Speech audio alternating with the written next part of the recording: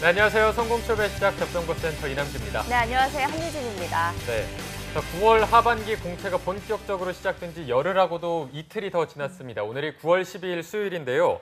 한창 공채가 진행이 되면서 취준생들이 받는 스트레스가 정말 극심할 것으로 또 예상이 됩니다. 네, 맞습니다. 취준생들이 스트레스로 인한 겪는 증상 중에 여러 가지를 보면 소화불량, 불면증, 가슴 답답함 등이 있다고 하는데 네. 어떻게 하면 이 스트레스로부터 벗어날 수 있을까 생각을 해봤더니 초콜릿을 만드는 카카오가 있잖아요. 네. 이 카카오가 세로토닌이라는 성분의 분비를 자극해서 기분을 좋게 만들어준다고 합니다. 네, 이게 오늘 어떻게 보면 사소하고도 작은 팁이지만 조금이나마 도움이 됐길 바라보면서요.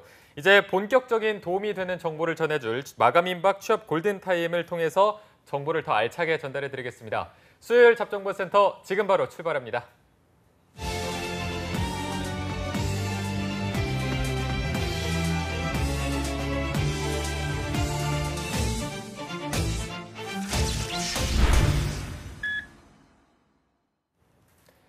네, 취준생들에게 가장 적합한 취업 타이밍을 찾아 최고의 취업 역량을 펼칠 수 있도록 도와드리는 성공 취업의 맥을 짚어드리는 마감 임박 취업 골든타임 시간입니다.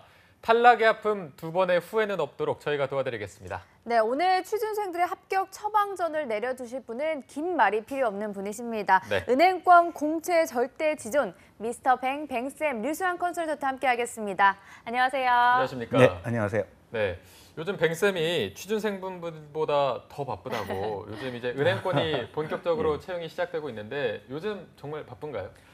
뭐 저보다 우리 취준생분들이 더 바쁘시겠죠. 뭐 저는 그냥 도와드리는 차원이니까요. 지금 뭐 취준생분들은 뭐 아까 뭐 우리 카카오 아까 말씀 주셨는데 저도 오늘 좀 이따가 만나러 가면서 초콜릿을 하나 사가지고 네. 가야 되지 않을까. 좀 제가 또 도움을 드리고 싶습니다. 네.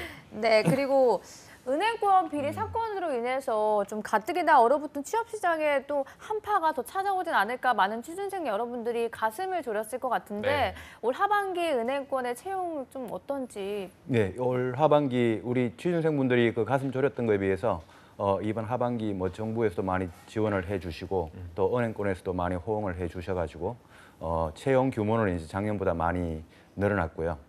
그래서 총 은행권만 보면 한 2,500명 내외까지 이렇게 채용이 이루어질 것 같고 지금 8월 말부터 시작해서 금융공기업 그리고 시중은행 뭐 다 채용 공고가 지금 뜨고 있습니다. 네.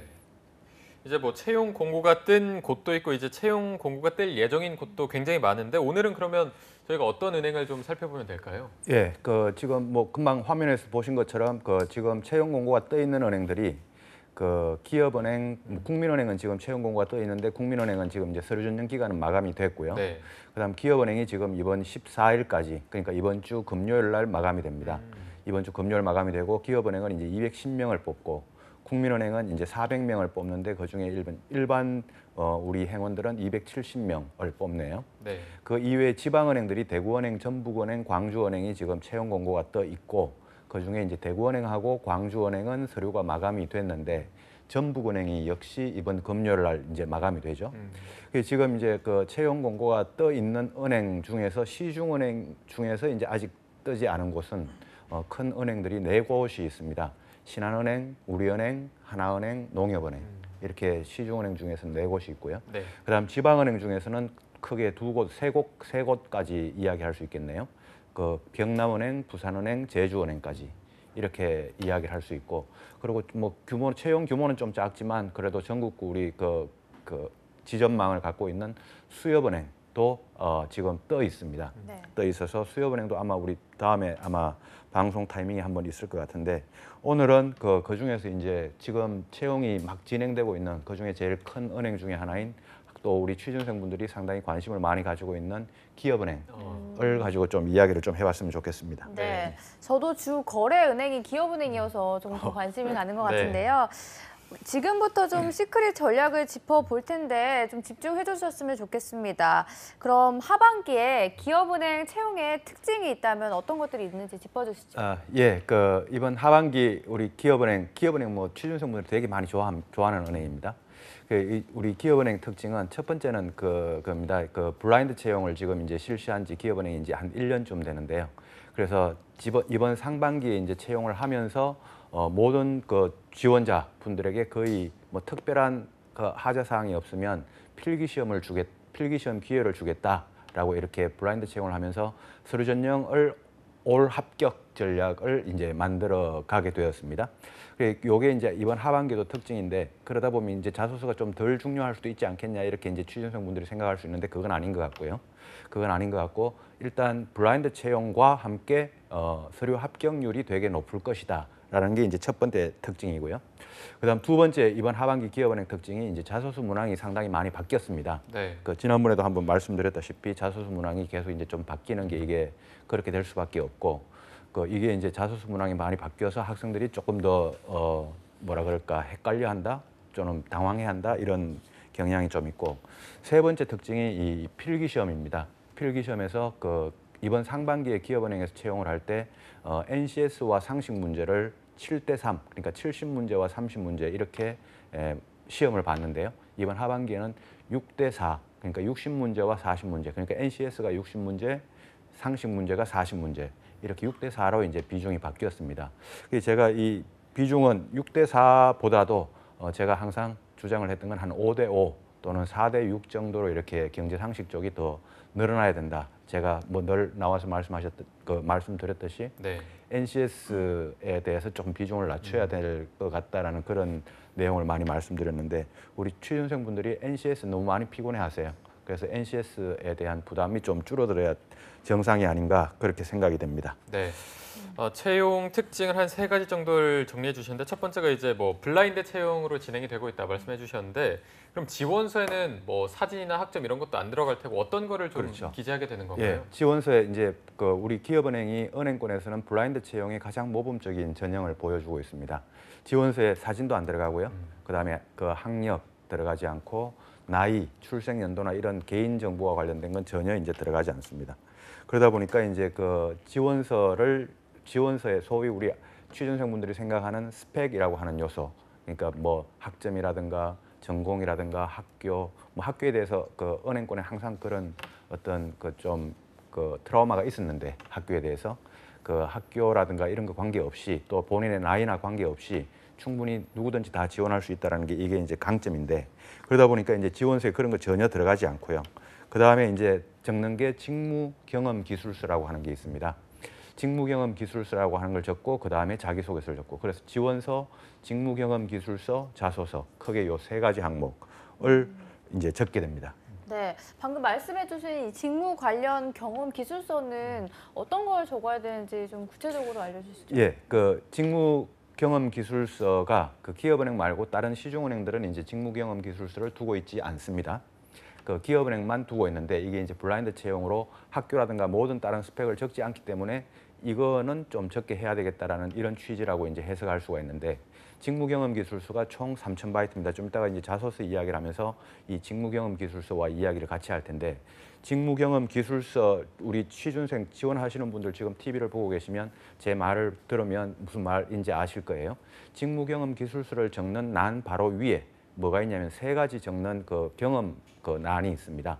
학교 경험, 직업 경험, 직무 경험. 요 3가지 적는 난이 있는데, 요 3가지에 만약에 기록을 하게 되면 그 3가지 기록했던 항목들을 직무 경험 기술서에 좀 더 자세하게 적어달라라고 하고 총 바이트를 3,000바이트를 줬습니다. 그래서 요 3,000바이트를 좀 적극적으로 잘 활용하는 게 좋을 것 같고, 이 직무 경험 기술서와 자소서와 상당히 헷갈려하는 부분도 있는데 좀 이따가도 뭐 이야기가 나올 것 같습니다만은 헷갈려하지 마시고 직무 경험 기술서를 좀 우선적으로 이렇게 적었으면 좋겠습니다.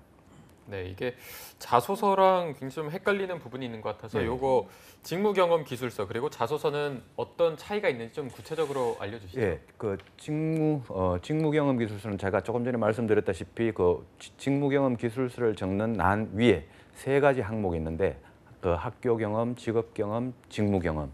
요 3가지를 적었던 경우에는 그 3가지 적었던 항목들을 직무 경험 기술서에 자세하게 더 서술하라라고 하는 게 이제 직무 경험 기술서고요. 자소서는 그거 이외에 앞에 이제 지원서에 특별하게 적은 내용은 없습니다만은 지원서, 그다음에 직무 경험, 직업 경험, 학교 경험, 그다음에 직무경험 기술서까지 여기에서 적었던 부분을 제외한 지원자의 좀 다른 모습, 다른 어필할 내용 이런 것들을 자기소개서에 적는 게 자기소개서다. 이렇게 이제 우선적으로 정의를 먼저 하시고 학생들이 헷갈려하는 부분이 이 자기소개서와 직무경험 기술서가 결국 적고 보면 이제 자소서에 이제 좀 이따가 보면 그런 항목이 나옵니다만은 결국 적고 보면 자소서에 적는 내용과 직무경험 기술서에 적는 내용이 똑같은 내용 아니냐 이렇게 이제 헷갈려하는 부분이 많습니다. 그래서 그거를 오늘 이 시간을 통해 가지고 명확히 구분 짓도록 제가 이제 자소서 편에 들어가면 충분히 설명드릴 수 있도록 하겠습니다. 네. 그러면 자소서 적듯이 서술식으로 적으면 안 된다는 말씀이신 거죠? 예, 그 우리 취준생분들은 제가 직무경험 기술서를 그 인사 담당자 입장에서 이제 쭉 많은 지원자들의 적은 항목 직무경험 기술서를 보면 그 직무경험 기술서를 상당히 서술식으로 이렇게 많이 적으세요. 서술식이라 그러면 자기소개서 적듯이 문장으로 적는다는 거죠. 근데 이 문장으로 적는 서술식 그 작성법 이외에도 요약식 작성법이 있을 수 있습니다. 요약식 작성법이라고 하면 뭐 그때 당시 상황 뭐 콜론하고 뭐 설명 땡땡땡땡땡땡 뭐 그 설명식 문장으로 적는 방법이 아닌 거죠. 그다음에 뭐 성과 뭐 1, 2, 3 그다음에 뭐 결과 1, 2, 3 이런 식으로 요약식으로 적는 방법이 있는데 두 가지 방법 다 적을 수 있습니다. 요약식도 좋고 서술식도 좋고.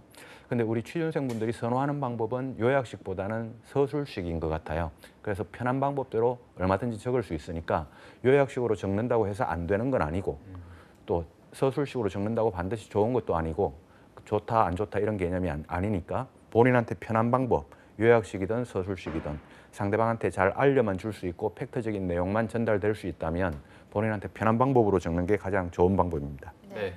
자, 그럼 이제 본격적으로 자소서 전략에 대해서도 짚어보도록 하겠습니다. 아까 말씀하시기를 이번 하반기에 자소서 항목이 바뀌었다고 하셨는데 어떤 부분이 좀 바뀌었나요? 예, 그 이제 자소서 항목을 한번 볼 텐데요. 자소서 항목 중에 자소서가 총 4항목, 큰 항목이 4개가 나와 있고요.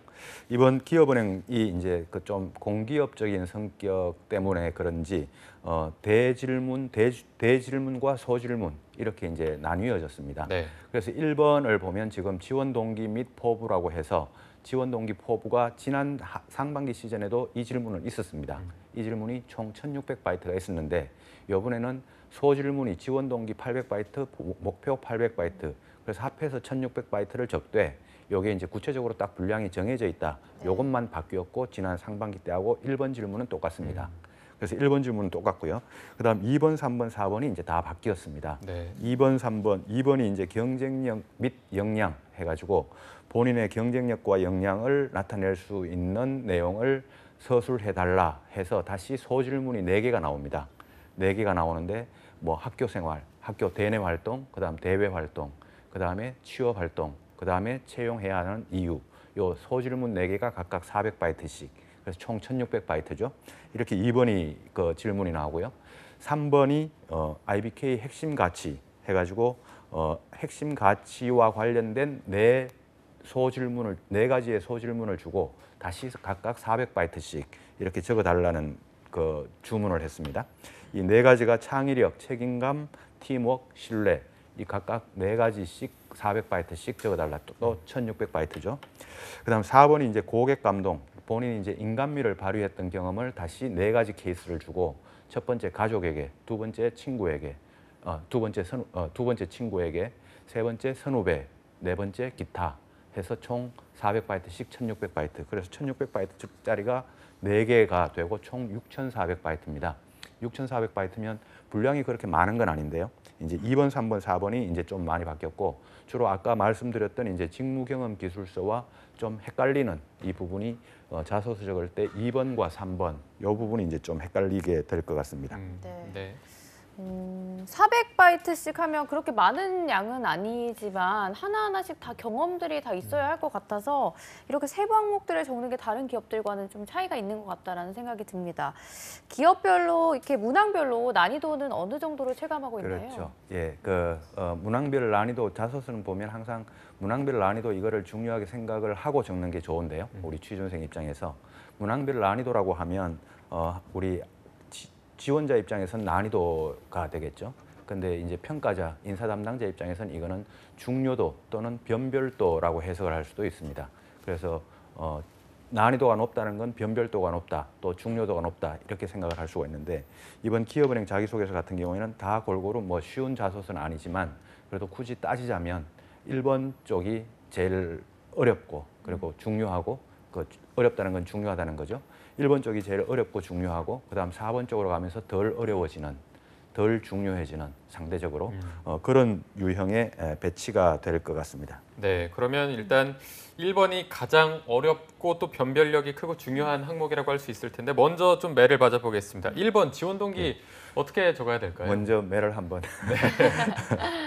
1번은 우리 지원 동기와 그 목표인데요. 목표가 각각 800바이트씩 적어야 되는데 이 질문은 그 학생 우리 은행권 취준생분들한테 전통적으로 어려운 질문입니다. 그 모든 기업이 마찬가지로 지원 동기가 어려운데 그 어려울 텐데요. 그 평상시에 이제 지금처럼 취업 시즌이 아닐 때 제가 취준생분들한테 미리 좀 적어 놓았으면 좋을 답변들 중에 이제 항상 들어가는 게 지원 동기와 목표가 들어가고 있습니다.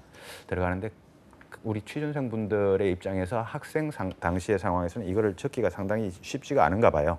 그래서 지원 동기를 그렇게 만들긴 하지만 쉽게 잘 만드는 케이스는 아닌데 이 지원 동기 제가 항상 이야기를 할 때 들어가지 않아야 될 내용 이번에 지금 기업은행 지원 동기도 마찬가지입니다.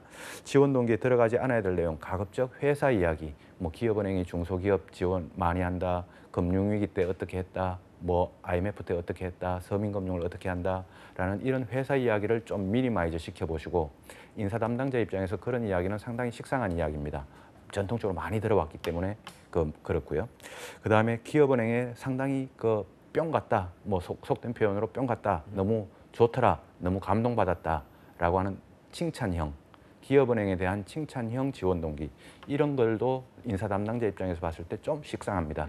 그래서 이런 것도 좀 아니었으면 좋겠고 그래서 지원 동기는 결국 어떤 게 좀 나왔으면 좋겠냐면 우리 취준생분들이 평상시에 기업은행에 대해서 어떻게 고민을 좀 했는지 어떻게 좀 관심을 가지고 있었는지 어떻게 노력을 좀 했는지 어떤 애정을 좀 가지고 있었는지 이런 내용들이 지원 동기를 읽어보면 좀 나왔으면 좋겠는데 요게 우리 취준생분들이 평상시에 노력을 조금 했었어야 되다 보니까 이거를 하지 않은 우리 취준생분들이 좀 어려워하는 것 같아요. 그래서 지금이라도 내일 모레가 마감인데 지원 동기가 절대로 쉬운 질문이 아니지 않습니까? 네. 그러니까 지금이라도 어떻게 하면 내 고민, 기업은행에 대한 나의 고민이 좀 더 지원 동기에 배일 수 있도록 적어볼 수 있을까? 요거를 좀 고민하는 게 지원 동기의 지금 가장 핵심이 아닐까 생각이 됩니다. 네, 그럼 지원 동기에서 또 목표도 있죠. 목표는 좀 추상적으로 적으면 별로 와닿지가 않을 것 같아서 어떤 식으로 접근하면 좋을까요? 예, 그 목표도 상당히 전통적으로 은행권에서 어려운 자기소개서 질문인데요. 인사 담당자가 이 목표를 우리 지원자분들한테 취준생분들한테 내는 이유는 당신이 얼마나 목표가 뚜렷하냐, 그리고 당신의 미래에 대해서 얼마나 고민을 많이 해봤냐, 그리고 은행의 미래에 대해서 너의 미래에 대해서 얼마나 고민을 한 흔적이 이 목표에 배어 나오냐라고 하는 거 이거를 간접적으로 한번 평가를 해보기 위해서 이 질문을 낸다고 보면 되겠습니다. 근데 이 질문에 대한 답변을 읽었을 때, 저 같은 이제 인사 담당자 입장에서 이 답변을 읽었을 때, 이 지원자가 자기의 미래에 대해서, 은행의 미래에 대해서 고민한 흔적이 별로 나오지 않는다라고 하면 이 목표는 그렇게 나이스한 목표가 될 수가 없겠죠. 그 말은 다른 말로 하면 무슨 말인가 하면 본인의 미래에 대해서, 은행의 미래에 대해서, 그리고 나의 목표에 대해서, 나는 은행에 대해서 들어가서 뭘 하겠다라고 하는 게 이게 좀 명확하게 서 있어야 되는데 이게 우리 지원자들이 서 있지 못하다는 게 문제입니다. 지금이라도 뭐 하루 이틀밖에 안 남았습니다만은 이거를 지금이라도 뭐 할 수 있는 한 이 목표에 대해서 좀 더 고민을 하는 게 이게 정답이고요. 아까 우리 처음에 우리 멘토 해주실 때 스트레스 받으면 소화불량 이런 거 걸린다고 하셨지 않습니까? 제가 취준생들을 보면 추가해서 탈모증까지 걸리는 분도 봤습니다. 네. 그래서 그 탈모증 생기기 바로 직전까지 여러분들이 이 본인의 목표에 대해서 좀 고민을 해야 되는데 목표를 적을 때는 제가 항상 이야기를 하는 게 이 두 가지 방법이 있습니다. 지금 보시는 분들 한번 생각해 보세요. 첫 번째는 직무형 목표입니다. 직무형 목표는 뭐냐면 난 나중에 외환 전문가가 되겠다. 나는 나중에 자산 설계사가 되겠다. 이게 이제 직무형 목표입니다. 두 번째는 비직무형 목표입니다. 이거는 이제 직무와 관련 없이 나는 은행에 들어가면 제일 고객을 많이 보유하고 있는 은행원이 되겠다. 고객이 가장 많이 찾는 은행원이 되겠다. 이런 게 이제 직무와 관련 없이 기업이든 여신이든 수신이든 관계없이 이제 적을 수 있는 부분이죠. 근데 이 직무형 목표와 비직무형 목표를 가지고 보면 직무형 목표가 더 있어 보입니다. 더 이제 고민을 했던 흔적처럼 보이는 거죠. 그래서 이 800바이트 정도를 적어야 되니까 직무형 목표를 반드시 좀 설정을 해주시고 거기에 좀 깊이 있는 고민, 요거를 좀 늦되 비직무형 목표도 추가를 하셔도 좋습니다. 그러나 직무형 목표가 우선이 돼야 되고 비직무형 목표가 덜 우선이 되는 그런 방식으로 이 목표 항목을 한번 고민을 해보시면 좋겠습니다. 네. 이 목표를 쓸 때 뭐 직책에 관련된 걸 써도 될까요? 뭐 예를 들어서 그렇죠. 뭐 예. 어떤 지점장이 되겠다 그렇죠. 몇 년 내에 이런 걸 예, 써도 될까요? 얼마든지 가능하죠. 어. 그게 이제 직무형 목표에 해당되는 거죠. 네. 예. 어쨌든 이런 직무와 관련된 걸 쓰는 게 굉장히 중요하고 어쨌든 뱅쌤이 계속해서 강조하시는 게 고민한 흔적이 보여야 된다. 맞아요. 이 부분을 강조하신 거니까 그만큼 중요하다는 뜻으로 이제 들으시면 되겠습니다. 이어서 바로 다음 질문 2번 항목도 한번 볼까요? 예, 우리 1번이 그만큼 중요하니까 제가 이제 좀 길게 말씀드렸고요. 네. 1번 좀 우리 취준생분들 잘 적으셨으면 좋겠고 2번 질문이 이제 학업 및 교내 활동, 그다음에 대외 활동, 그다음에 취업 준비 그리고 채용 이유까지가 이제 2번이지 않습니까? 네. 2번인데 이거를 적다 보니 아까 이제 우리 직무 경험 기술서와 헷갈리는 게 이제 여기서부터 이제 발생을 하게 됩니다. 그래서 어떤 현상인가 하면 제가 만약에 지원자인 여러분들이 만약에 은행에서 인턴을 했다고 쳐봅시다. 은행에서 인턴을 했는데 거기서 이제 지점에서 근무를 하면서 어떤 뭐 아이디어나 제안을 해가지고 지점에서 뭐 좋은 반응을 얻었다. 뭐 책임자나 지점장님에게 칭찬을 받았다라고 하면 이 에피소드를 가지고 직무 경험 기술서에 적어야 될까요? 아니면 여기 직무 경험 기술서에 적지 않고 자기소개서에 적어야 될까요? 이 고민입니다. 근데 이 고민을 가지고 우리 취준생분들이 했을 때 많이 직무 경험 기술서에는 안 적고 이 자기소개서에 적더라는 거죠. 이 경험을. 그래서 그게 이제 잘못됐다는 건데요. 그게 아니고 직무 경험 기술서는 3,000바이트입니다. 3,000바이트고 자기소개서는 400바이트예요. 대외 활동이나 취업 준비가. 굳이 이 작은 그릇에 구겨 넣으려고 하지 마시고 그 큰 공간 3,000바이트짜리가 있으니까 그게 충분히 다 적을 수 있는데 굳이 거기를 안 적고 400바이트에 적으려고 하는 이유가 우리 취준생분들 입장에서는 그래도 자기소개서가 더 중요할 것 같으니까 자기소개서를 잘 적고 싶으니까 이 욕심을 갖고 있단 말이죠. 그게 아니고 인사 담당자는 직무경험 기술서 자기소개서 다 읽어봅니다. 다 읽어보니까 직무경험 기술서에 충분히 적고 그다음에 자기소개서는 직무경험 기술서에 적지 않았던 별도의 후일담, 다른 이야기, 그런 이야기들로 자기소개서를 400바이트씩 이렇게 채워주는 게 그게 정석이고 그게 자기소개서를 적는 순서입니다. 근데 이제 2번이 이제 이런 질문이 나오다 보니까 직무경험 기술서하고 헷갈려서 이제 그런 문제가 이제 생기는 거죠. 그래서 2번은 우리 취준생분들이 2번을 적을 때는 이야기했던 직무경험 기술서와 중복되는 것을 좀 피한다. 요거를 좀 이제 감안을 하셔가지고 2번을 적었으면 좋을 것 같습니다. 네. 네. 직무 경험 기술서는 3,000바이트인 반면에 자기소개서는 400바이트로 제한이 돼 있어서 네. 취준생 여러분들도 느끼시겠지만 이게 내용을 늘리는 것보다 줄이고 간략하게 하는 게 더 어렵잖아요. 이 400바이트 안에 내용을 간추리는 게 좀 힘들 것 같은데 어떻게 보시나요? 그렇죠. 제가 지금까지 이제 자기소개서 기업은행 자기소개서를 읽어본 친구들 보니까 잘 간추리세요. 네. 우리 제가 그래서 어제도 그런 우리 학생들을 만나면서 그런 이야기를 했습니다. 자기소개서에서 가치관을 만들려 그러면 없던 가치관도 만들어야 되고 자기소개서에서 없던 가운도 만들려 그러면 없던 가운도 만들어야 되고 이게 얼중에 얼이 취준생 아니냐. 자기소개서 시키는 대로 그렇게 꼭 다 해야 되는 게 그게 취준생이라면 참 슬픈 일이다. 자기소개서를 좀 소신껏 좀 솔직하게 그렇게 좀 적어보도록 하자라는 그런 이야기를 어제도 학생들한테 했는데요. 이 400바이트에 또 꾸겨 넣으려 그러니까 또 400바이트에 잘 꾸겨 넣더라는 거예요. 그래서 이제 400바이트에 이제 적는 요약해서 축약해서 적는 것도 아주 핵심적인 내용으로 그냥 이렇게 여차여차해서 이런 경험을 했다. 거기서 이런 거를 배우고 이런 거를 배웠다라고 이 정도 적으면 400바이트가 나옵니다. 그러니까 400바이트에 적는 게 우리 취준생분들한테 요약하는 게 더 어려운 건 사실이에요. 네. 요약하는 건 더 어려운 건 사실인데 이거를 기존에 적었던 거를 줄이려고 하면 그건 어렵고요. 그냥 아예 빈 칸에다가 새로 적는 게 400바이트를 새로 적는 게 그게 더 쉬우니까 기존에 있었던 거를 편집하려고 하지 마시고 그냥 빈 공간에다가 400바이트를 새로 친다고 생각을 하시고 적는 게 그게 더 좋을 것 같습니다. 네. 자, 그리고 이번 문항의 네 번째 소질문이 채용 이유를 예. 묻고 있습니다. 왜 IBK 기업은행이 나를 뽑아야 되느냐? 굉장히 좀 난해한 질문일 것 같은데 이건 어떻게 접근하는 게 좋을까요? 이 질문 안 하실까 봐 걱정했는데요. 네. 이 질문이 중요한 질문입니다. 채용해야 하는 이유가. 채용해야 하는 이유가 중요하니까 그 2번에서는 지금 2-1, 2-2, 2-3 해서 세 가지 소질문이 있었지 않습니까? 네. 소질문이 있었는데 이것과 좀 연관되는 이야기로 채용 이유를 적어줬으면 좋겠고 채용 이유가 좀 남달라야 됩니다. 남달라야 되는데 제가 봤던 자소서들 중에서 가장 그 보편적인 평균적인 식상한 그런 채용 이유가 저는 누구보다 서비스 마인드를 가지고 있습니다. 누구보다 배려심을 가지고 있습니다. 그래서 채용해달라. 이런 내용으로 이제 귀결이 된다면 그거는 진짜 남들하고 차별화되지도 않고 다른 지원자와 평균적인 수준에 머무를 수밖에 없으니까 2-1, 2-2, 2-3에서 적었던 내용을 어떻게 간추려서 다른 지원자와 다른 채용 이유가 나오는 게 이게 중요합니다. 어떻게 하면 다른 지원자와 좀 다른 그 채용 이유가 나올 수 있을까? 여기에 대한 고민. 그러니까 여기에서는 가급적 다른 지원자들이 많이 쓰는 것들을 쓰지 말라는 건데 그게 어떤 거냐면 서비스 마인드, 정직하다, 신뢰감이 있다, 사람 좋아한다, 대인관계가 좋다, 뭐 영업을 잘한다 이런 이야기들은 다른 지원자들도 다 잘합니다. 다 잘하니까 이런 이야기로 채용해달라는 이유가 나오지 않도록 그렇게 한번 접근을 해보셨으면 좋겠습니다. 네. 이번에 바로 3번 항목으로 넘어가면 조직력에 대해서 묻고 있는데 이 3번 항목도 네 가지 모두 다른 사례를 적용하는 게 좋겠죠? 그렇습니다.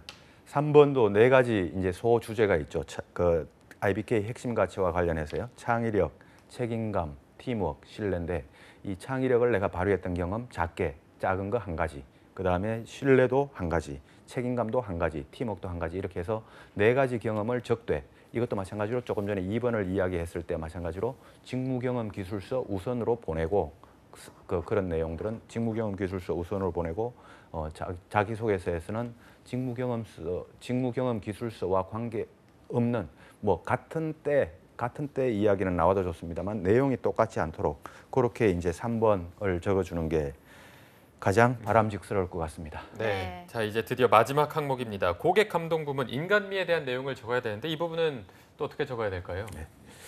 그 제가 이 기업은행 4번 인간미 부분에 대해서요. 우리 취준생 분들을 자소서를 이렇게 많이 읽어보다 보니까 분명히 질문은 인간미를 발휘했던 경험인데요. 그 인간미를 발휘했던 경험인데 이 자소서를 수없이 읽어보다 보니까 참 인간미가 안 나온다라는 걸 느껴요. 네. 그래서 그게 이제 어떤 역설적인 이야기인가 하면 그 지금 질문을 이렇게 내고 있습니다. 네가 지원자가 인간미를 이렇게 발휘했던 경험을 적어보라. 그리고 대상이 1번은 가족이다. 2번째는 친구다. 3번째는 선후배다. 4번째는 기타다. 그러니까 어떤 이야기가 나오냐면 뭐 보통 우리 취준생분들 저도 마찬가지고 우리가 사람인 이상 누구나 다 마찬가지일 텐데 인간미를 발휘해보지 않은 사람은 한 명도 없을 거예요. 누구나 다 인간미를 발휘해봤겠죠. 그러나 우리가 매일같이 매 1초 1초마다 인간미를 발휘해봤냐 하고 있냐라고 하면 그건 분명히 그렇지 않을 겁니다. 그건 그렇지 않고 인간미를 발휘했었어야 되는데 못했던 적도 있고 또 인간미를 발휘 못해서 후회를 해본 적도 있고 또 인간미를 발휘 못해서 뭐 그냥 넘어갔던 적도 있고 안타까웠던 적도 있고 이런 적이 있겠죠. 근데 인간미를 발휘했던 적을 네 가지 케이스를 골라서 적어보라. 그러니까 전부 다 인간미를 발휘했던 경험만 나온단 말이죠. 네. 그러다 보니까 너무 비인간적인 거예요. 이게 과연 인간적인 건가? 할 때 과연 우리 사회가 이렇게만 되면 진짜 이건 유토피아다라고 할 수 있을 정도로 비인간적인 그런 사례들이 나와요. 그래서 우리 취준생분들이 이런 글들을 많이 적고 있습니다. 1번에서 가족, 그러니까 예를 들어서 아버지가 뭐 어느 날 아버지의 구두 뒷창을 보니까 많이 따랐더라. 그래서 내가 아르바이트를 해서 모은 돈으로 가지고 아버지 구두를 한 켤레 사드렸다. 자, 이런 경우 누구나 다 한 번씩 있겠죠. 한 번씩 있는데 이런 경험들만 4개를 그냥 다 골라서 적다 보니 이런 경험만 골라서 적다 보니 너무 평범해지더라는 겁니다. 그래서 이제 4번이 기타하지 않습니까? 4번이 기타에 제일 많이 나오는 소재가 뭐 같습니까? 뭐가 있을까요? 동료? 직장 동료? 그 의외로 반려견 이야기가 아, 많이 그거일 나오더라고요. 거라고는 생각도 못하고 말하려다 말았거든요. 반려견 얘기까지 예, 정말. 예. 그러니까 어허. 1번은 가족, 2번은 친구, 3번은 선후배, 4번은 반려견까지 이렇게 반려견에게 인간미를 발휘했던 이제 이런 이야기까지 적어야 되니까 제가 어제도 조금 전에도 말씀드렸다시피 적으라는 대로 다 적어야 되는 게 이제 이게 취준생들의 입장이다 보니까 네. 이 인간미를 발휘했던 경험을 만들어내야 되는데 이 4번은 제가 여러분들한테 그 한 가지 주문을 한다면요. 이 4번에 있어가지고 두 가지 방법이 있습니다. 첫 번째는 평균적으로 가는 방법입니다. 4번을. 평균적으로 가는 방법은 그냥 나도 남들처럼 그냥 좋았던 경험 이걸 적고 인간미를 발휘했던 경험을 적고 그렇게 잘 적은 자소서를 만들고 싶진 않다. 그냥 못 적은 자소서가 아닌 정도에서 마치겠다라고 하면 그냥 평균적인 방법으로 가는 방법입니다. 근데 만약에 이 4번을 잘 적은 자기소개서로 만들어 보고 싶으면 여기에 인간미를 발휘했던 경험보다 인간미가 왜 필요한지 이 가족과의 관계에서 또는 친구와의 관계에서 또는 인간미를 실패했던 경험이라도 여기 한번 적어 볼 수 있다면 그건 여러분들이 조금 용기가 필요합니다만은 그 자기소개서가 좀 남달라 보일 것 같습니다.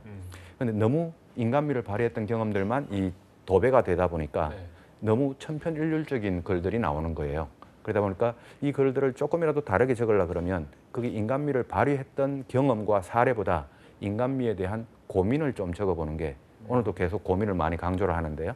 이 고민을 좀 적어보는 게 그게 한 가지 팁이 되지 않을까 생각이 됩니다. 네. 네, 알겠습니다. 오늘 뱅쌤과 함께 IBK 기업은행에 대해서 짚어봤는데요. 앞으로 기업은행의 하반기 구체적인 채용 일정은 어떻게 되는지 좀 알려주시죠. 예, 그 이번 금요일 날 14일까지가 이제 서류 전형 마감이고 그 다음에 이제 열흘 뒤에 추석이 있죠. 추석이 지나고 10월 2일 날이 이제 서류 발표가 납니다. 기업은행이. 그리고 이제 그 다음에 서류 발표가 나면 대부분 많은 취준생분들이 다 합격을 하실 텐데요. 그 이제 서류에서 크게 떨어지는 일은 없을 거고 우리 자기소개서는 그 다음에 면접 과정이나 최종 면접 과정에서 충분히 또 활용이 되어질 겁니다. 또 인사 담당자가 평가를 한다고도 이야기를 하니까요. 자기소개서 잘 적어야 되고 10월 2일 날 서류 발표가 나면 필기 시험이 10월 20일 날 A매치데이라고 하는 그날 같이 걸립니다. 그래서 공기업들이 이제 A매치데이 때 10월 20일 날 그 필기 시험이 있으니까 그때까지 NCS 60문제, 경제상식 40문제. 그러니까 10월 2일 날 서류 발표가 나고 10월 20일까지 한 18일 정도 여유가 있으니까 그때까지 NCS 공부하기에는 뭐 충분히 시간이 부족할 것 같아 보이진 않아 보입니다. 네. 자, 그리고 저희가 국민은행도 잠깐만 좀 짚어보도록 하겠습니다. 일단 서류 전형 기간은 끝이 났는데 국민은행은 또 앞으로 어떤 전형이 남아있는지 예, 짧게나마 좀 예. 정리 부탁드립니다. 국민은행은 10월 10일 날 그러니까 이미 지났습니다. 10일 날 서류가 마감이 됐고요. 10월 5일 날 서류가 발표가 납니다. 네. 그리고 10월 A매치데이 바로 전주인 10월 13일 날 필기 시험을 보는데 국민은행은 이제 직업기초능력 그러니까 NCS 80문제, 금융, 시사, 상식 문제가 40문제, 최소 총 120문제를 봅니다. 기존의 논술은 이제 폐지가 되고 없어졌죠. 네. 이 과정을 이제 거치고 지나가게 됩니다. 네. 그리고 최종 면접에서 AI 면접이 도입된다고 들었는데 네. 취준생 여러분들이 그렇죠. 유념해야 할 점들이 있다면 어떤 게 있을까요? 예, 국민은행이 이번에 이제 최초로 은행권 최초로 AI 면접이 도입된다고 했는데 저는 네. 개인적으로 그 기사를 보면서 사람이 AI를 평가해야지 어떻게 AI가 사람을 평가하나 하는 이 생각을 한번 가졌던 적이 있는데요. 네. 그 AI 면접이 실제로 그 은행뿐만 아니고 지금 다른 데서는 일부 기업들이 도입을 하고 있습니다. 그래서 다른 곳들이 어떻게 도입을 하고 있냐면 AI 면접을 보게 되면 우리 취준생분들이 그 안면 인식, 얼굴 인식을 시키고 그다음에 PC와 이제 마주 모니터를 보면서 거기서 주문하는 어떤 프로그램이나 게임 같은 뭐 약한 게임, 그 막 어려운 거 그런 게 아니니까요. 그냥 약한 게임 같은 거를 할 수도 있고 또는 질문을 하는 거에 대해서 응답을 할 수도 있고 이렇게 질의응답 또는 게임 뭐 또는 문제풀이 이런 것들로 진행이 되면서 AI 면접이 이루어지고 이번 국민은행 AI 면접은 이게 평가 대상으로 들어가는 게 아니고 최종 면접 때 참고 자료로 들어간다고 하니까요.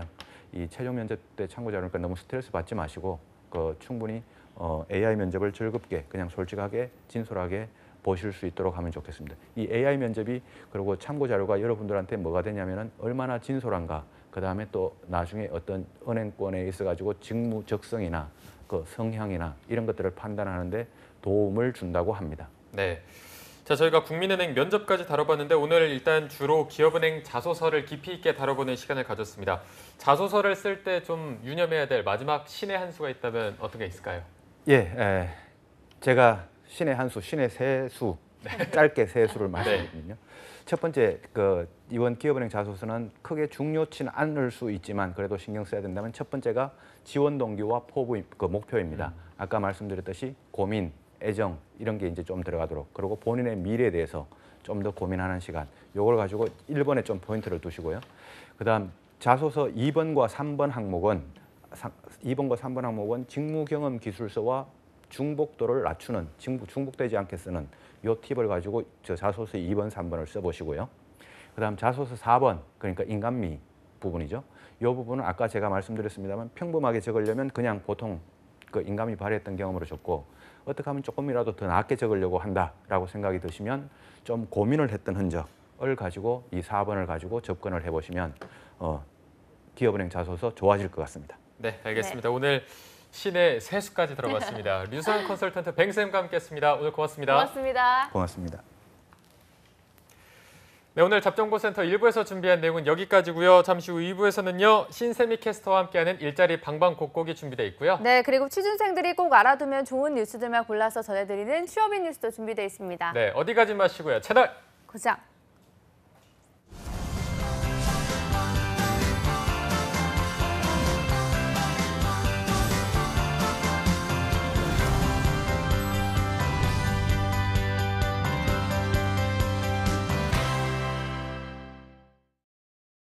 달라졌어요. 뭐가요? 내 삶이. 왜죠? 노동시간 단축으로 항상 제 시간에 끝나니까 이젠 직접 아이를 데리러 갈 수 있어. 좋아요. 자기 개발을 위한 나만의 시간이 생겨 좋아요. 종일 운전할 때보다 사고 걱정 없어 좋아요. 퇴근 후 더 오래 함께 할 수 있어. 좋아요. 일자리가 많아져 열심히 일할 수 있어 좋아요. 회사 분위기도 좋아지고 생산성이 더 향상되어 좋아요. 개인과 기업이 함께 행복해지는 노동시간 단축. 행복한 변화의 시작입니다. 좋아요.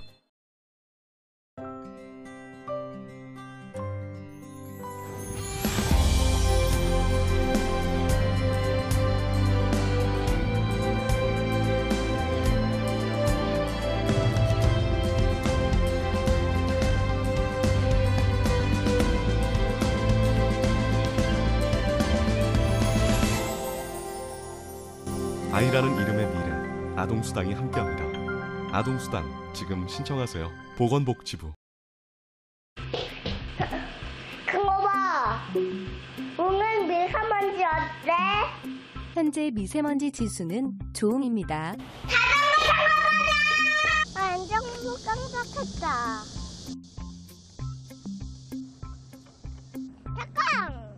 자전거 안정동안 가능하고 다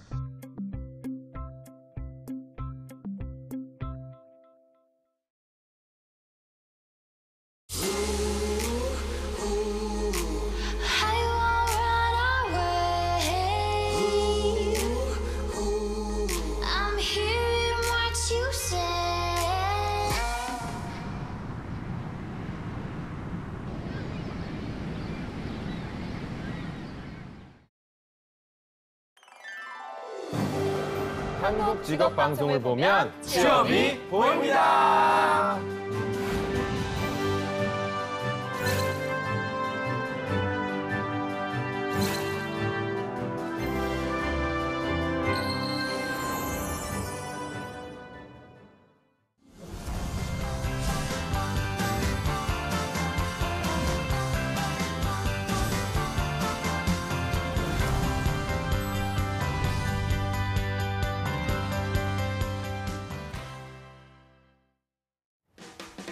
네, 성공취업의 시작 잡정보센터 2부 문을 또 활짝 열어봤습니다. 저희가 2부에서는요. 전국 각지의 생생한 채용 소식을 발빠르게 만나보는 일자리 방방곡곡이 준비되어 있고요. 네, 그리고 취준생들을 위한 좋은 뉴스들만 골라서 전해드리는 취업인 뉴스도 준비되어 있습니다. 먼저 일자리 방방곡곡부터 바로 만나보시죠.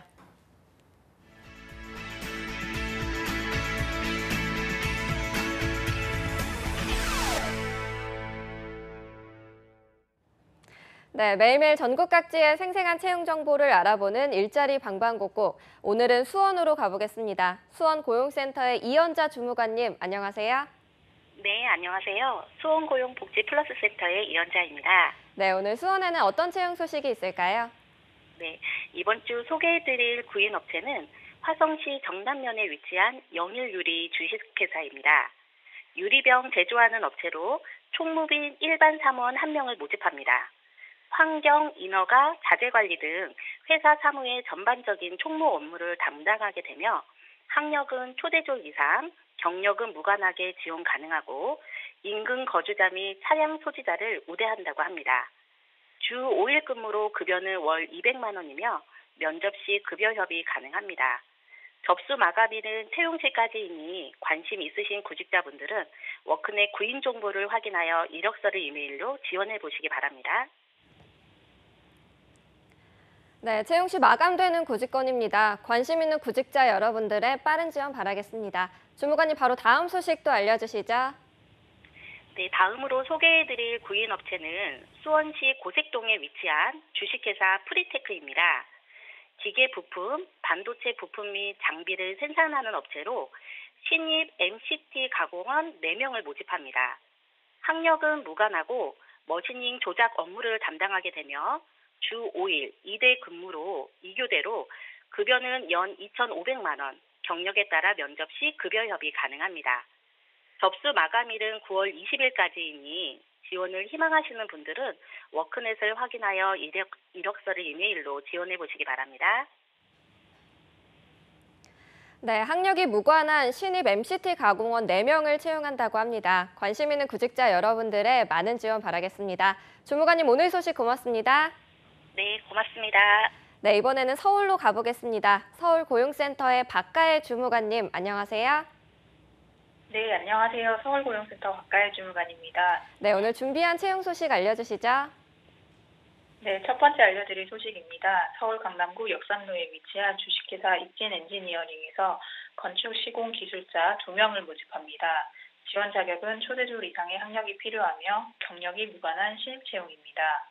건축학 전공자를 우대하며 급여는 연봉 2,500에서 2,800만 원 사이입니다. 접수는 이메일을 통해 이력서, 자기소개서, 졸업증명서 등을 제출하시면 되고 자세한 사항은 워크넷을 참고하여 지원하시면 되겠습니다. 네, 건축시공 기술자 2명을 채용한다고 합니다. 채용 시 마감되는 구직건이니까요. 빠르게 지원하셔야겠습니다. 주무관님 다음 소식도 알려주시죠. 네, 서울 강남구 원주로 위치한 주식회사 코랭스에서 격리사무원 1명을 모집합니다. 지원 자격은 고졸 이상의 학력과 1년 이상의 경력이 필요합니다. 격리 총무 담당자로 일반 격리 업무 및 문서관리, 일반관리 등 총무 업무를 담당하게 됩니다. 컴퓨터 활용 능력 우수자와 더존 또는 회계 관련 프로그램 능숙자를 우대합니다. 급여는 연봉 2,200만 원 이상입니다. 접수는 방문, 우편, 이메일 등을 통해 이력서, 자기소개서 등을 제출하시면 되고 자세한 사항은 워크넷 홈페이지를 참고하여 지원하시면 되겠습니다.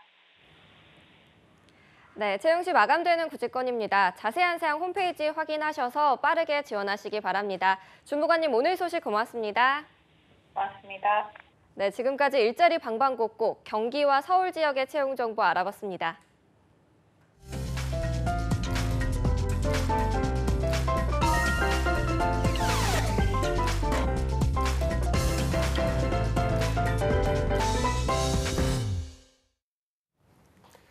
네, 구직자들이 꼭 알아야 할 소식들을 발빠르게 알아보는 코너죠. 취업인 뉴스 시간입니다. 네, 오늘 수고해 주실 2부의 도우미 신세미 캐스터 함께하겠습니다. 어서 오십시오. 안녕하십니까. 신세미 캐스터 뭔가 오랜만에 보는 느낌인 것 같은데 그동안 좀 어떻게 지내셨나요? 그동안 그렇게 다를 것 없는 일상이었는데 그래도 요즘에 9월 하반기 공채가 시작돼서 좀 계속해서 공채 소식이 들려와서 좀 기쁘네요, 제가. 공채를 혹시 준비하고 있나요? 다른 데? 이번에요? 네. 준비하나 봐요. 그래요? 주말에는 좀 저희가 그때 말씀드린 초맥. 초맥.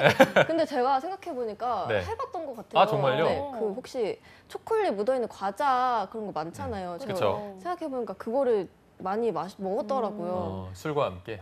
안 드셨다는 것 같아요. 왜냐면 초콜릿 과자는 그래도 과자가 있어서 좀 짭조름한 맛이 나서 맥주랑 좀 잘 어울릴 것 같은데 그냥 초콜릿만 온전하게 먹는 건 좀 느낌이 색다를 것 같아서 우리 셋이 언제 한번 그럴까요? 네. 술 파티를 또 알겠습니다. 네, 알겠습니다. 자, 그럼 오늘 준비해 오신 뉴스 바로 들어보도록 하죠. 네. 네, 9월 하반기 공채가 시작되면서 유명한 유통 대기업 롯데와 CJ 또한 하반기 신입공채 일정에 돌입을 했는데요. 채용 서류 전형 단계에서 인공지능, AI 평가 방식이 강화되는 분위기입니다.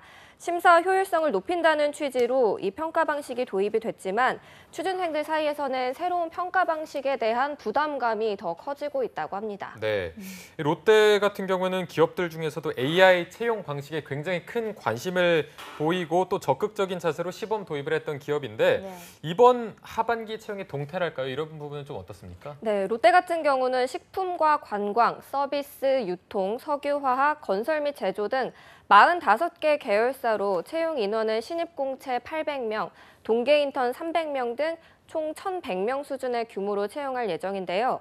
앞서 롯데가 지난 상반기 공채에서 백화점과 마트, 정보통신 등 5개 계열사의 서류 전형 심사에 AI를 시범 도입하면서 기존에 일주일이 걸리던 자기소개서 검토 시간이 약 8시간으로 대폭 단축이 됐고요. 채용 결과 AI 시스템에서 우수한 평가를 받은 지원자가 역량 면접 평가에서도 높은 성적을 받은 것으로 나타났기에 이번 하반기 채용부터 전 계열사의 서류 전형 심사에 AI 시스템을 활용하고 이와 함께 공정성과 객관성을 높일 예정이라고 합니다. 네. 이 롯데 AI 시스템은 지원자의 자기소개서를 크게 지원자가 조직과 직무에 어울리는 우수한 인재인지 판별하는 필요인재 부합도 분석과 표절 여부를 통해서 지원자의 진실성과 성실성을 판단하는 표절 분석으로 나뉩니다. 네. 이렇게 롯데 입장에서는 심사 결과가 참고 자료로 봤을 때도 좀 만족도가 높아서 AI 도입을 마다할 이유가 없을 것 같은데 CJ의 경우는 어떻습니까? 어느 계열사까지 이 채용 방식을 도입하고 있나요? 네, CJ는 CJ제일제당, CJ대한통운, CJENM을 비롯해서 8개 주요 계열사가 하반기 공채를 진행하면서 이 AI 서류 전형 평가를 도입할 예정인데요. 수천 명에 이르는 지원자의 자기소개서를 요약하고 또 중요한 부분을 강조할 수 있게 해서 심사관들이 지원자들의 서류를 더욱더 꼼꼼하게 심사할 수 있게 하기 위함이라고 합니다. 네. 아까 저희가 앞서 뱅쌤과 얘기했을 때도 국민은행이 AI 면접을 또 도입을 한다고 하고 이제 점점 기업들이 AI 채용을 도입하고 있는데 궁금한 게 또 취준생들은 이를 어떻게 받아들이고 있는지 취준생들의 반응이 또 궁금하거든요. 네, 취준생들은 아무래도 새로운 평가 방식이 도입이 되면서 부담감이 더 커지고 있다는 상황인데요. 네. 일부 취업 커뮤니티 등에서는 AI 평가 방식에 맞춘 자기소개서 작성 방법에 대해서 조언을 구하는 광경이 흔하게 나타나고 있다고 합니다. 한 취준생 박모 씨는 표절의 기준이 정확히 어느 정도인지 감을 잡을 수가 없고 타사에 낸 자소서를 살짝 수정하는 것도 표절에 걸린다면 앞으로 자소서를 쓰는 게 더 힘들어질 것 같다는 의견을 내주셨고요. 또 다른 취준생 윤모 씨는 심사관들은 편해졌을지 모르지만 취준생들 입장에서는 작은 제도 변화 하나하나가 부담감이라서 달갑지는 않다. 앞으로 AI 심사가 확대가 되기 전에 하루빨리 취업에 성공을 해야겠다라는 의견들이 있습니다. 현재 이런 의견들은 취준생들 사이에서도 많이 전해지고 있다고 합니다. 네. 제가 취준생 입장이더라도 좀 새로운 방식이 도입되면 아무래도 부담스러울 것 같다는 생각이 듭니다. 이에 대해서 기업 측은 아무래도 일손이 덜어진 거니까 긍정적으로 평가하고 있을 것 같은데 어떤가요? 그렇죠. 취준생들과 별개로 기업 측에서는 AI 평가는 자소서 검토 시간이 단축되는 동시에 심사관들이 지원자들의 서류를 보다 꼼꼼하게 심사를 할 수 있을 것이라는 입장을 보이고 있는데요. 한 업계 관계자는 그동안 자소서 검토에 오랜 시간이 걸렸는데 AI 채용으로 효율성이 높여졌고 도입 초기인 만큼 시행착오는 있겠지만 오히려 공정한 평가가 될 거라고 말을 했습니다. 한편 CJ는 입사 준비 부담을 덜어주기 위해서 종합 인적성 검사에서 인문 소양 영역을 제외한다고 합니다. 네. 이게 AI 채용이라는 게 기업 측에서는 어떻게 보면 거부할 수 없는 장점들이 굉장히 많기 때문에 이 채용 방식을 좀 계속 도입하는 방식으로 나갈 것 같은데 취준생 입장에서는 또 이게 부담이 되기 때문에 어떻게 기업과 취준생 사이에 좀 접점이랄까요? 조율을 할 수 있는 그런 기회가 생겼으면 좋겠습니다. 이어서 바로 다음 뉴스도 한번 들어볼까요? 네, 요즘 자신이 생각한 회사 생활과 괴리감에 입사를 하였음에도 불구하고 조기 퇴사를 하는 경우가 많아졌는데요. 네. 바로 워라밸이라는 문화가 각광을 받고 또 이를 이루려는 취준생들이 많아졌기 때문입니다. 우리 취준생들 또한 이왕 입사를 하려는 회사가 워라밸에 맞춰진 회사라면 얼마나 좋겠냐마는 현실은 녹록지가 않은 경우가 정말 많은데요. 제가 준비한 두 번째 뉴스는 주 40시간 자율 출근제, 남성 육아휴직 의무 등 듣기만 해도 숨통이 트이는 복지의 숨은 워라밸 기업을 소개해드릴까 합니다. 네, 잠깐 들었는데도 정말 취준생들이 들어가고 싶은 꿈의 네. 기업이 아닐까 싶은데 얼른 소개 부탁드립니다. 네, 바로 소개를 해드리자면 롯데렌탈이라는 기업인데요. 이 기업은 30년 이상의 업력을 자랑하는 종합 렌탈 기업으로 롯데렌탈의 대표 브랜드는 롯데렌터카입니다. 롯데렌터카는 차량을 19만 대를 보유하고 있어서 규모 면에서 국내 및 아시아권에서 1위를 자랑한다고 합니다. 이 외로도 롯데렌탈은 직원들을 위한 행복한 일터 만들기에도 힘을 쏟고 있는데요. 워라밸 문화 정착의 앞장을 서며 시작한 40시간 자율 출퇴근 제도는 롯데 계열사 중에서도 최초로 도입을 시작했다고 합니다. 역시 직원들에게서는 좋은 반응을 얻고 있는데요. 이 외에도 매주 수요일에 가족 사랑의 날로 지정을 해서 오후 5시 30분이면 전 직원이 조기 퇴근을 하고 가족들과 시간을 보낼 수 있도록 권장하고 있습니다. 네, 이게 직원들한테 좋은 반응이 나올 수밖에 없는 복지 수준인 것 같은데 아까 말씀하시기를 남성 육아휴직 의무 이것도 말씀하셨는데 이건 또 어떻게 도입이 되고 있나요? 네, 이 제도는 자녀 출산 시에 남직원들이 한 달간 육아휴직을 의무적으로 사용하는 제도인데요. 여직원들은 육아휴직을 1년간 사용을 하고 연장 의사가 있을 경우는 1년 더 연장을 할 수 있다고 합니다. 또 자녀가 초등학교 입학 후에는 한 달에서 최대 1년까지 사용 가능한 자녀 돌봄 휴직 제도도 도입하고 있다고 합니다. 자녀가 있는 직장인들이라면 휴직이 바로 경력 단절로 이어지지 않을까 굉장히 큰 두려움을 갖고 있는데 이런 제도들을 앞서서 지원해준다는 것 자체가 직원들에게는 큰 힘이 될 것 같다는 생각이 듭니다. 네, 그렇습니다. 또 이 회사의 가장 큰 장점 중 하나인데요. 바로 수평적인 조직 문화입니다. 롯데렌탈의 임직원들이 손꼽아 자랑하는 것 중 하나인데요. 이 복잡한 보고 단계를 간소화해서 원페이퍼 형식으로 대표 이사까지 바로 보고가 가능하게 해서 업무 효율성을 높이는 데 일조를 한다고 합니다. 이 수평 구조를 보다 더 느낄 수 있는 영 멘토링 제도는 임원과 팀장급, 상사 등 윗사람들이 멘티가 되고 오히려 젊은 직원들이 멘토가 되는 영 멘토링 제도도 활발하게 운영 중이라고 합니다. 네, 이게 뭐 상무님, 전무님의 멘토가 된다라고 하면 이게 가능할까 싶은데 아직까지 좀 활발히 이루어지고 있는 거 보니까 롯데렌탈 같은 경우에는 저희가 생각하는 수평적 구조보다 더 좀 자유로운 분위기인 건가요? 네, 그렇습니다. 현재 롯데가 채용 시즌에 도입을 했고요. 또 각 계열사들 또한 현재 채용에 진행을 하고 있는데요. 직원을 위하는 기업이 말이 쉽지만 정말 실행하기 어려운 게 사실이잖아요. 그래서 이번에 기업 채용에 도전을 하실 때 롯데렌탈에 도전을 해보시는 게 좀 어떨까 싶습니다. 네, 알겠습니다. 자, 그럼 또 마지막 소식으로 취준생들을 위한 소식이 또 준비되어 있다고 했는데 바로 소개해 주시죠. 네, 마지막 세 번째 뉴스는 광주에서 온 소식인데요. 2018 광주 에이스 자페어가 이번 주 13일, 내일이죠. 목요일부터 15일 토요일에 거쳐서 열립니다. 이 재단법인 광주정부문화산업진흥원에서 문화체육관광부와 광주광역시 지원으로 광주의 문화 콘텐츠 산업을 이끌어갈 미래 인재를 채용한다는 소식이 있어서 취준생 여러분들께 소개해드릴까 합니다. 네, 이게 내일부터 토요일까지면 3일 동안 진행이 되는데 정말 대형 프로젝트 자페어인 만큼 프로그램도 많을 것 같은데 어떤 프로그램으로 좀 구성이 돼 있나요? 네, 이번 광주 에이스 자페어에서는 취업과 창업, 이벤트, 체험 등 총 4가지 프로그램으로 구성이 짜여 있는데요.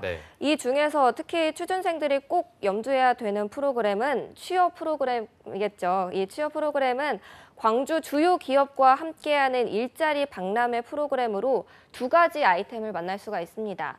첫 번째 아이템은 광주 서구청 일자리 박람회로 광주 지역 주요 기업과 구직자를 연결해 줄 수 있는 공간을 마련해 놨다고 하니까요. 꼭 참고하시면 좋을 것 같고요. 또 두 번째 아이템은 취준생들이 가장 기대하는 아이템이 아닐까 싶은데 어떤 게 있을까요? 조금 밀당을 하시네요.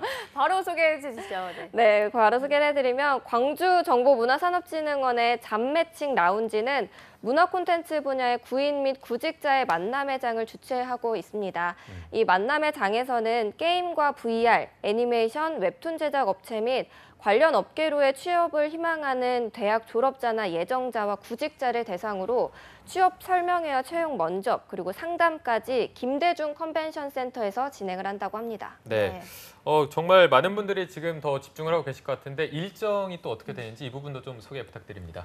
네, 일정은 채용 면접 및 상담 일정 먼저 소개를 해드리면 네. 면접과 상담은 채용 설명회 이후인 오후 2시부터 6시까지 다양한 기업들과 함께 진행이 되는데요.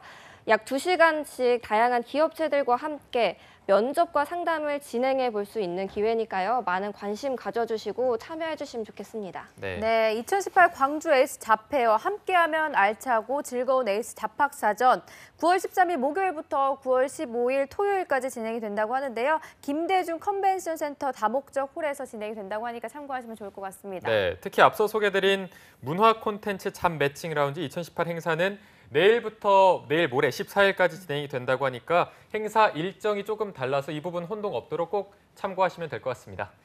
자, 오늘 취업인 뉴스 신세미 캐스터가 3가지 소식이나 또 들고 왔습니다. 오늘 정말 수고해 주셨고요. 오늘 소개해 주신 신세미 캐스터와 함께했습니다. 고맙습니다. 고맙습니다. 네, 앞서 신세미 캐스터가 좀 소개해 주신 내용이 구직자에게 좋은 내용인 것 같아서 마지막으로 정리 한번 해드리도록 하겠습니다. 2018 광주 에이스 잡페어가 내일부터 목요일부터 토요일까지 진행이 되고요. 보니까 취업에 대한 다양한 정보, 또 채용 설명회, 면접, 상담까지 진행이 되는 만큼 많은 관심과 참여 부탁드립니다. 네, 잡정보센터 오늘 준비한 내용은 여기까지고요. 내일도 성공 취업의 맥을 짚어드리는 마감임박 취업 골든타임은 계속됩니다. 네, 저희는 내일 오전 10시에 웃는 얼굴로 찾아뵙겠습니다. 여러분 고맙습니다. 고맙습니다.